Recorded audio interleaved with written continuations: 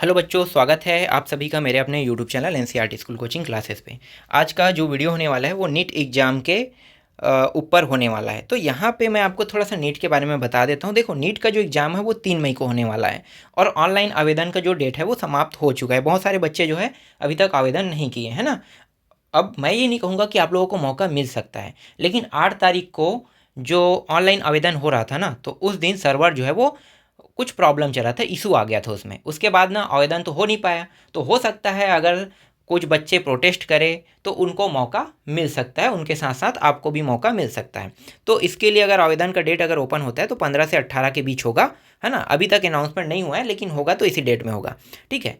और जो बच्चे ऑनलाइन आवेदन कर चुके हैं उनके लिए तो कोई दिक्कत नहीं है। 3 तारीख को पेपर जो है वो होने वाला है, 3 मई को, ठीक है। तो यहाँ पे मैं थोड़ा सा उन लोगों को बताने वाला हूँ कि अब करना क्या है। तो देखो, जो एग्ज़ाम में प्रश्न आएगा वो 180 प्रश्न आएगा। 180 प्रश्न ये एग्जाम में रहेगा और कुल अंकों को अगर देखा जाए तो 720 अंक का रहेगा। अब ये जो 180 प्रश्न जो है ये बटा कैसे है, तो देखो 90 प्रश्न जो है वो बायो का है, 45 प्रश्न फिजिक्स का है और 45 प्रश्न केमिस्ट्री का है ना। केमिस्ट्री और फिजिक्स का 45-45। तो सबसे ज़्यादा प्रश्न जो है वो बायो से आने वाला है। अगर आपकी तैयारी बायो में सबसे अच्छा है तो आपको अच्छा अंक मिलने के चांसेस है ना। किससे? बायो से। और ये फिजिक्स केमिस्ट्री से 45-45 आने वाला है, तो इसमें 45-45 अंक के हिसाब से इसमें अंक जो है वो आपको कम मिलेगा। क्यों? क्योंकि इसकी तैयारी जो है वो ज़्यादा अच्छे तरीके से आप लोग नहीं कर सकते, क्योंकि बायो वाला मैथ से ज़्यादा अच्छे तरीके से नहीं जानता है। तो मैथ से नहीं जानोगे तो आपका फिजिक्स से जो है वो माइनस कर देगा, है ना। और केमिस्ट्री पूरा रासायनिक केमिकल वाला है, बॉन्डिंग वाला है, तो इसमें भी बहुत सारे बच्चों का अंक जो है वो कम आता है। और रटने वाला होता है बायोलॉजी, तो इसमें अंक बहुत अच्छा आप लोग लेकर आ जाओगे। तो ये जो 90 प्रश्न बायो से आने वाले हैं, है ना, और ये फिजिक्स से आने वाला है, केमिस्ट्री से आने वाला है, तो हर एक में एक एक प्रश्न में 4-4 अंक आप लोगों को मिलेगा अगर आप लोग सही बनाते हो तो।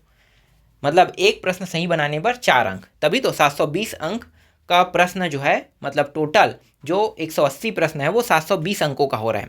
तो 4 अंक एक प्रश्न को सही बनाने में। अगर आप लोग 4 को गलत कर देते हो और एक प्रश्न सही है, तो 4 प्रश्न गलत और एक प्रश्न सही, तो आपको 0 अंक मिलेगा, ठीक है। क्योंकि ऐसे ही अंदाज़ा लगा लो, एक प्रश्न सही बनाए हो तो 4 अंक मिल गया, लेकिन 4 आपने गलत बना दिया तो आपका अंक 0, मतलब यहाँ पे माइनस मार्किंग भी रहेगा, ठीक है। तो ये माइनस मार्किंग इसी तरीके से रहेगा, एक प्रश्न सही 1/4, 4 प्रश्न गलत, मतलब आपका 0 अंक। तो इसको थोड़ा सा अच्छे से दिमाग में बैठा लेना। अगर आप लोग माइनस मार्किंग में जाओगे तो आपका चांस बहुत कम हो जाएगा। और तैयारी अगर आप अच्छे से करते हो तो आपको अंक लाना है 600 से ऊपर, 600 से प्लस ही लाना है, तभी आपका नीट में क्वालिफाई हो पाएगा। अगर नीट क्वालिफाई इतने में, अगर इतने अंक नहीं लाते हो तो नहीं हो पाएगा। हालांकि कई बार क्या हुआ है कि 500 अंकों तक के गया है ना, नीचे गिरते गिरते 500 अंकों तक के नीचे गिरा है और उन बच्चों को मौका भी मिल गया है। तो कई बार होता है, लेकिन अधिकतर आपका फोकस यही रहेगा 600 अंक से ऊपर। ये मत सोचना कि हमें रैंक 1 लाना है। अगर आप लोग 1 के चक्कर में रहोगे, 100 के चक्कर में रहोगे, चलो टॉप 10 टॉप 100 के चक्कर में रहोगे, तो आप लोग कुछ भी हासिल नहीं कर पाओगे। ये किस्मत के भरोसे छोड़ दो। आपकी तैयारी को ऐसा रखो और बाकी चीज़ों को किस्मत के भरोसे छोड़ दो। बस आपको ये फोकस करना है कि मुझे क्वालिफाई करना है। अगर आप क्वालिफाई पे फोकस नहीं करोगे तो आपका कुछ नहीं होने वाला। सिर्फ क्वालिफाई पे फोकस करना है और रैंक पे फोकस नहीं करना है।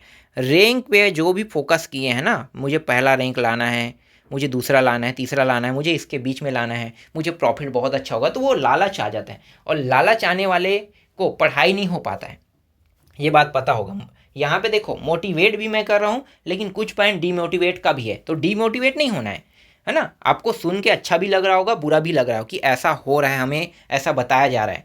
नहीं, आपको मोटिवेट होना है। सिर्फ ये सोच के तैयारी करो कि मुझे सिर्फ और सिर्फ क्वालिफाई होना है, ना कि मुझे रैंक पर फोकस करना है, ठीक है। क्योंकि रैंक जो है वो बाद में ऑटोमेटिकली आपको मिल जाएगा, जो भी रैंक होगा। बस आप क्वालिफाई कर लोगे, ये बहुत बड़ी बात है। रैंक जो है वो किस्मत के भरोसे रहे तो ज़्यादा अच्छा है, क्योंकि अगर किस्मत अच्छा है तो रैंक आपको 1 मिल जाएगा, जिससे बहुत सारे संस्थानों का ऑफर आएगा और आपको 1 करोड़ से 1.5 करोड़ 2 करोड़ रुपये तक के ऐसे मिल जाएगा। क्योंकि अगर आप बिना संस्थान की पढ़ाई करे और बिना संस्थान की पढ़ाई करके रैंक 1 ला लेते हो, तो कई संस्थान आपको फ़ोन करके कहेंगे हम 20 लाख देंगे, बस आप हमारे संस्थान को प्रमोट कीजिए, हम आपको कार देंगे, हम आपको ये देंगे वो देंगे, है ना। तो ये किस्मत पे भरोसे रहो, जब आ जाएगा तब आप ये सब ऑफर को ले सकते हो। देखो, छोड़ना नहीं, जो मिल रहा है उसको लेना ही चाहिए, है ना। आप उस संस्थान में पढ़ो, कह रहे हो हाँ उसमें भी पढ़ लो, इसमें भी पढ़ लो, उसमें भी पढ़ लो, ठीक है। जो बेनिफिट मिल रहा है उसको छोड़ो मत, क्योंकि भविष्य में आपको पैसे की ज़रूरत पड़ेगा ही पड़ेगा, है ना। तो रैंक 1 वाले अक्सर ऐसे ही करते हैं। बहुत सारे रैंक 1 वाले बच्चे ऐसे हैं जो सेल्फ स्टडी से रैंक 1 लाए हैं, लेकिन बहुत सारे संस्थान के माध्यम से उन्हें खरीद दिया जाता है। अब एक नहीं खरीदाता है तो 7, 6, 8, 9 को खरीद तो लेता है ना। ये भी बहुत महत्वपूर्ण होता है उनके लिए, तो खरीद तो लेता है। तो इस पर फोकस मत करना लेकिन, ठीक है। बस आपको पास होना है और जो अंक रहेगा वो 600 से प्लस होना चाहिए, ठीक है। तो जो भी रैंक आएगा, बस अगर आप क्वालिफाई कर ले तो ये ज़्यादा महत्वपूर्ण है। आपका एग्ज़ाम जो है वो 3 मई को होने वाला है। जो एग्ज़ाम के लिए आवेदन किए उनकी बात है ना। अभी तक आवेदन नहीं किया, अगर उनको मौका मिल जाए तो अच्छी बात है। ये एग्ज़ाम देखो, एग्ज़ाम किन किन शहरों में होने वाला है अभी सूची तो नहीं बना है, लेकिन शहर जो होने वाला है वो 552 शहरों में होने वाला है और 14 विदेशी शहरों में होने वाला है ना। क्योंकि हमारे देश से देश से नीट की तैयारी के लिए बच्चे तो आते हैं, इसके अलावा अन्य देश से भी हमारे साथ जुड़ते हैं, जैसे नेपाल है ना, भूटान है। तो वो खुद नहीं करते हैं, तो नेपाल भूटान वाले को भी हमारे देश में मौका मिल जाता है नीट की तैयारी करने के लिए, है ना। तो नीट की तैयारी हम नहीं कहेंगे, नीट के पेपर दिलाने का, क्योंकि जो संस्थान है वो दूसरे देशों में भी है यही संस्थान।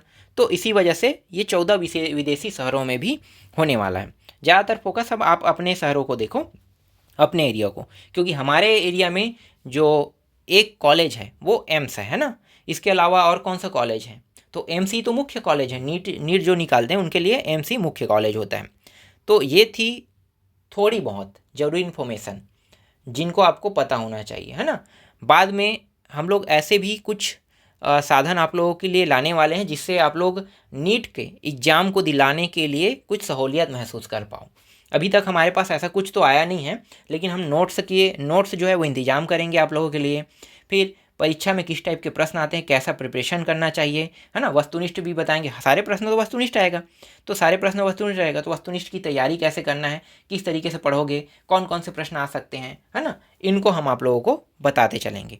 तो अभी हमारे पास कुछ भी नहीं है, लेकिन जल्द ही हम ये सारी चीज़ें उपलब्ध कराने वाले हैं आप लोगों को।